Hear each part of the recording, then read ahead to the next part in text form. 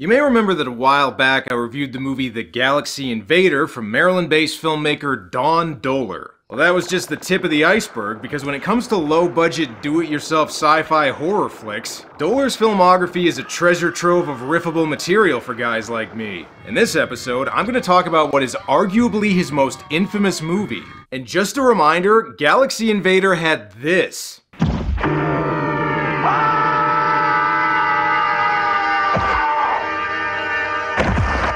It's gonna be pretty hard to top that, but I think this movie just might do it.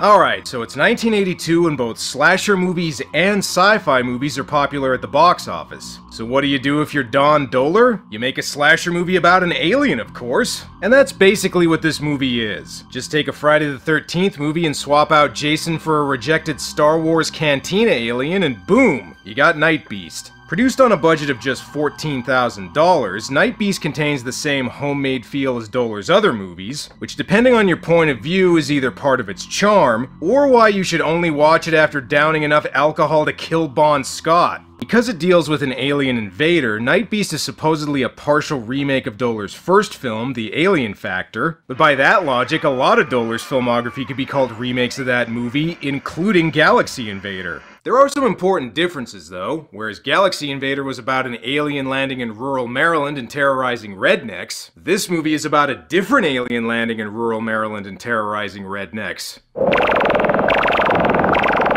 Oh, and get used to that laser sound effect, cause you're gonna be hearing it a lot coming up. Back in the 80s, they used to joke that one of the Rocky sequels would have him fight an alien. Well, this movie may not have Rocky, but it does have a Drago. Okay, to be positive for a second, I gotta admit I do kinda like the soundtrack here.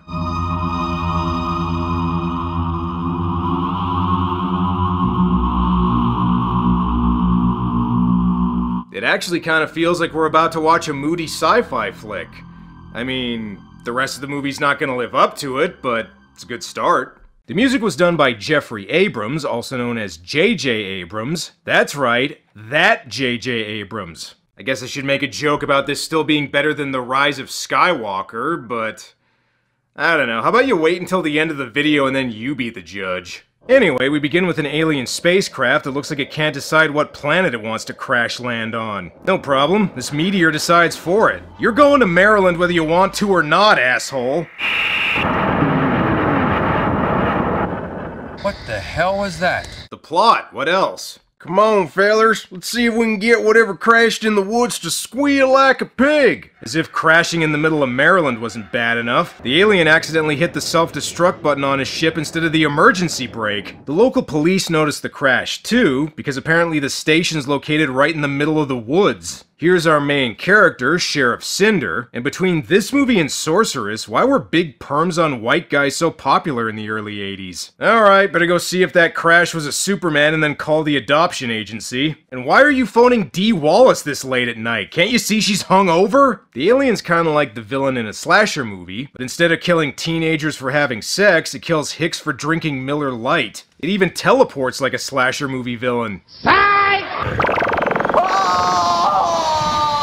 Yeah, who needs a machete when you have a gun that can sparkle wipe people out of existence? Thankfully, there's enough flannel-wearing victims around here to last the whole movie. Ah! Damn, what are you trying to do, give me a heart attack? Damn it, how many times have I told you kids never to fake scare me like that? Especially because it means he's not prepared when a real scare shows up. I'm not sure what species this alien is, but it kinda looks like a shaved orangutan whose teeth are trying to explode out of its mouth. Well, whatever it is, I hope it's the type that doesn't mind killing kids. But I guess we could still add even more victims. Do you hear that? What? Somebody's running towards the house. Alright, I'll check. I would make a joke about this guy having 2 days till retirement, but I get the feeling he doesn't have a job. God damn, this alien is ruthless. We're not even 15 minutes in and it's already killed like 6 people. Still hasn't got those damn kids though.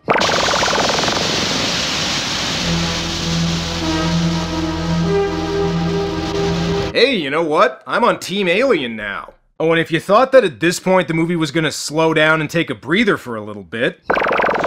Jesus Christ! Nope, that alien still got more killing to do. The alien engages the police in a shootout, and I think Don Dohler was trying to set a record for most flannel shirts destroyed in one movie. Either that or most laser sound effects.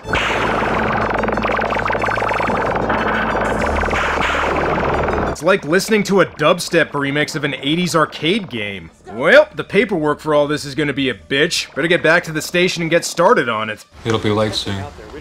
Might help us see that thing better. Oh, I don't know, we saw it pretty well earlier. Rather than alert the government that alien life exists, the police instead want a local hunter to try and kill it, although I think that could be for selfish reasons. Look, I don't know what kind of weapon that thing is using, but I want it. I mean, think of how many squirrels I could vaporize with that thing. First, though, they gotta find it again. George Michaels says he was driving on Route 7 near the old Hardrow farm. Something weird ran in front of his car and he almost hit it. What? No way is the alien gonna kill George Michael. He still needs to make Careless Whisper. Okay, now that it's daytime, they're gonna try and build some suspense looking for the alien, right?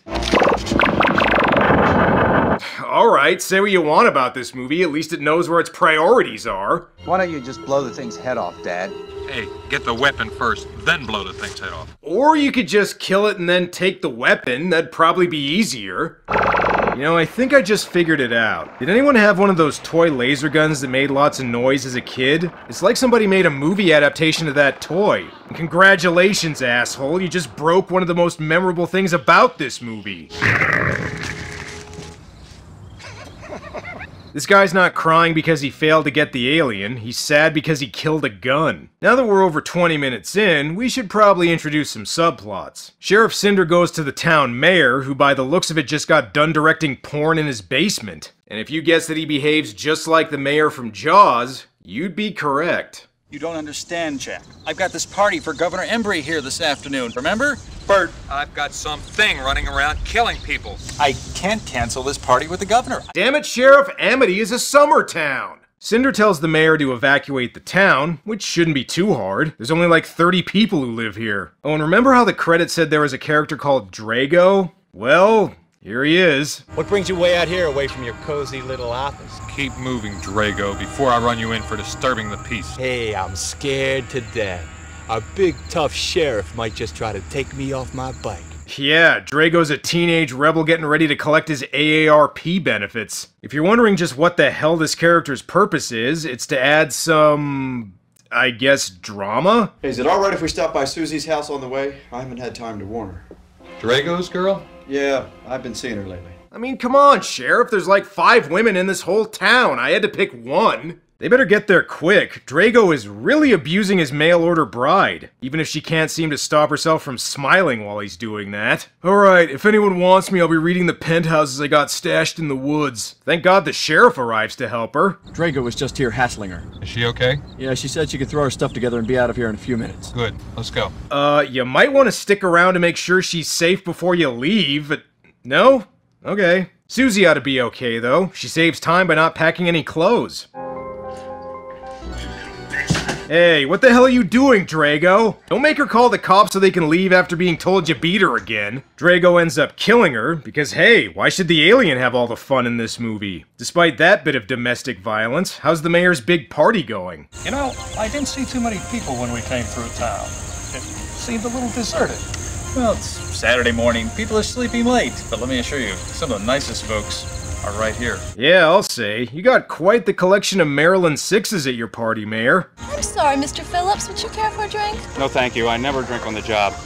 Oh, Bert and I always drink on the job. Hey, I can relate to that. Damn it, Bert, I told you to close the beaches. I mean, your pool. Don't you know there's a shark on the loose? I mean, alien? Damn, looks like everyone in this movie's getting shit-faced. Not that I blame them.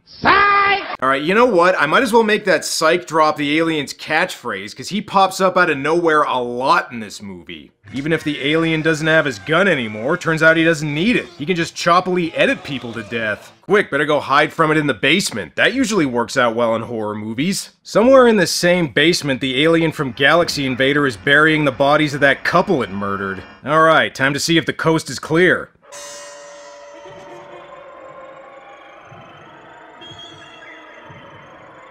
Psych? No?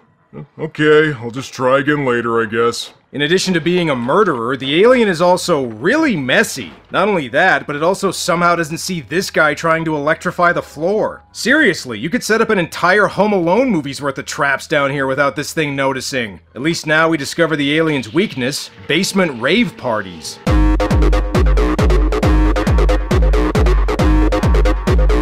Okay, you found out the alien doesn't like faulty wiring, but wait a second, didn't Drago strangle his girlfriend earlier? We were checking all the houses, Doc, and we found it like this. Wow, I can tell this guy's really upset. Or trying really hard to remember his lines. I'm sorry, Jamie, there was nothing that could be done. You're sure it wasn't the creature? No.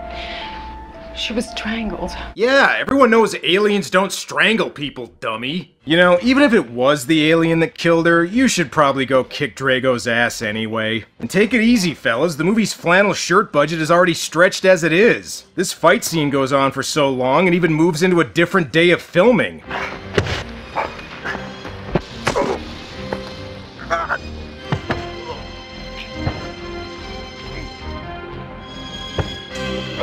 Alright, I roughed him up a little bit. That ought to be enough to make up for the murder. Anyway, see you later, Drago. I guess murder must not be a big deal in this town since they have the same two police officers investigating an alien killing spree. And their strategy so far seems to mainly consist of running away from it. Just like in Galaxy Invader, this movie has way too many shots of people aimlessly running through the woods. But at least this time they mix it up a little bit with some POV shots. And oh no, the sheriff!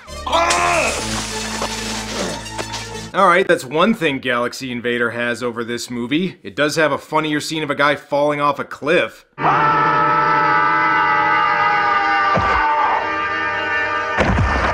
Alright, I think we killed enough screen time running through the woods. We can probably go home now. Another difference between Nightbeast and Galaxy Invader: this movie's rated R and makes sure to take advantage of it. And I don't just mean with the gore. Hey, wait a minute, what are you doing? The director thought it'd be a good idea to include a sex scene. For some reason. And in case you don't think that's where this is going, think again. Let's see what the sheriff's game is like. You know you're a very attractive girl, Lisa. I guess I never really noticed before. You being attractive, I mean. Yeah, time for stag movie Donald Sutherland and this random truck stop diner waitress to get it on. Truly not since Tanya Harding's honeymoon tape has the screen crackled with such raw sensuality. Fun fact, this scene was actually put in after most of the filming was done in order to fill out the movie's runtime. Alright, I guess it was either this or more shots of people running through the woods. At least there's no more awkward dialogue during this part. It's a nasty gash you have there. Boy, good thing that wasn't the sheriff's line. Anyway, what's everybody else doing? I want another drink, Party. You don't need another drink, you're drunk already.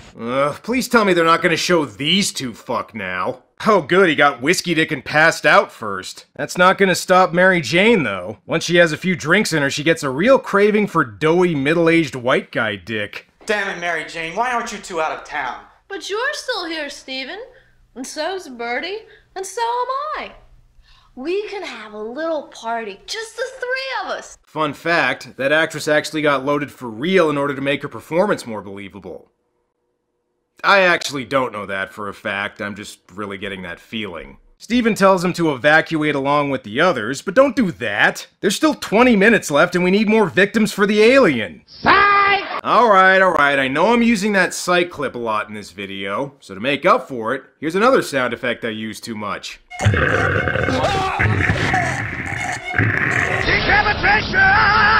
I can appreciate that this movie tried to include some gore effects on a very limited budget, although they're still not as good as the ones in The Deadly Spawn. Which is weird, considering the same guy did the effects for both movies. Well, this means you're the only potential victims left in town, so time to figure out how to kill this thing. Guns have no effect on that thing. Guns don't, I know that. But if we could hit that thing with 20 or 30,000 volts of electricity, we might be able to stop it. Where would we get that kind of voltage? Easy. Just travel back in time to 1955, then wait for lightning to strike the clock tower. Or just steal a transformer from your local power plant. That works too. With all these POV shots, I'm tempted to put the Friday the 13th soundtrack over this.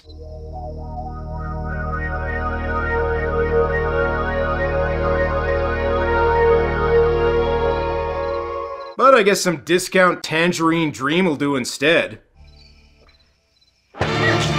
Oh yeah, I forgot Drago was in this. I think the reason he strangled that other girl is because it's the only way he can get an erection. That would explain why we're seeing his cum face here. Also, between this movie and Galaxy Invader, why the hell does Don Dohler always have guys wearing shirts with cleavage windows in them? Oh, I guess it was so they could do that effect. Alright, well that still doesn't explain this other guy. God, the poor girl. Jack, we have to get her out of these clothes. Yeah, don't worry, we already did that earlier. The plan is to electrocute the alien by setting a trap near the farmhouse, and I see Lisa's gone from police officer to potential Doobie Brothers groupie. Speaking of doobies, it looks like somebody's trying to hotbox the woods. Alright, listen everybody, while we get this trap ready, the rest of you just randomly wander around the forest so we can fit in a few more kills before the end of the movie. Got it? Psych. I appreciate the climactic shootout, but I could really use some more of those ray gun effects like they had at the beginning. Well, I guess they must have ran out of money. Alright, time to zap this toothy son of a bitch. I don't know if that's a good idea while you're still touching the wires. Damn it, I knew I should have brought rubber gloves! Alright, they successfully killed the alien and made it to 80 minutes, and because epilogues are for suckers, that means we can cut right to the credits. Hit the music, JJ! In my Galaxy Invader video, I mentioned that it was my least favorite of Don Dohler's Aliens Terrorize Rednecks movies.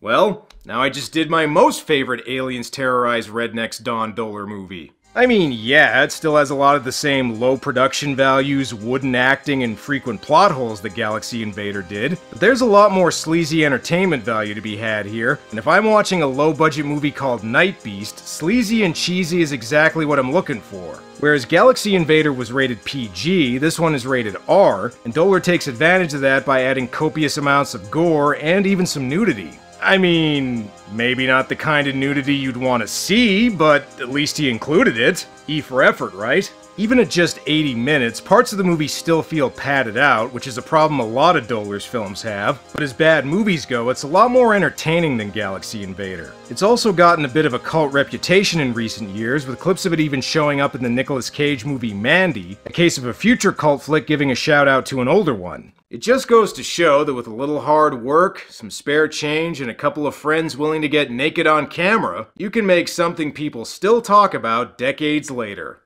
Well, it's all for now. Until next time.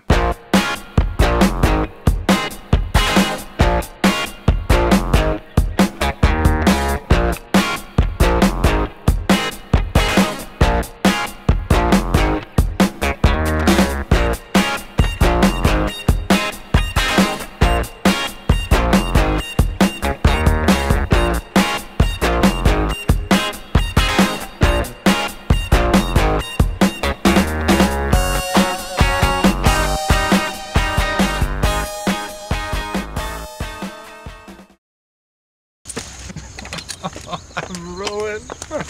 I'm ruined. There, Birdie, it'll be all right. Don't call me Birdie!